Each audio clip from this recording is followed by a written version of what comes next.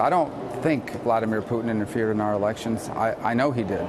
What we need to do now is not just understand what he did and punish what he did in 2016 and hold accountable anybody who helped him do it, but we have to prevent that from happening in the future by hardening our election infrastructure, by being aware of what Russia under Vladimir Putin does. As I said, I wish what he said yesterday would have been said in Helsinki, because it would never have had this sort of notion that he was siding with Putin against the U.S. intelligence community.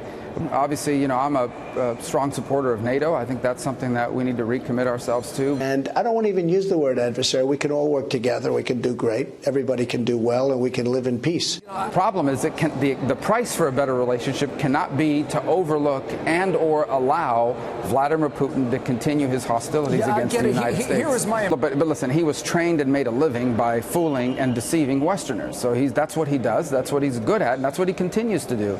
The bottom line is he doesn't care if we know. He will never admit it, but he doesn't care if we know that he interfered, because it makes him feel and look powerful. It makes him feel and look like a world leader on par with the president, on par with the United States, which is his overriding goal here, is to reposition Russia as a global power on par with the United States. He can't do that economically. The mistakes that have been made is thinking that we could somehow get a better agreement, not fully understanding who Vladimir Putin truly was. And I fear that that's the potential that we could, I don't think that's where we're headed, but we could, if we continue under this idea that if we're just nice to Vladimir Putin and if we try to get along with him personally, that somehow everything else will work out. Bottom line is, he is not interested in a win-win relationship with the U.S.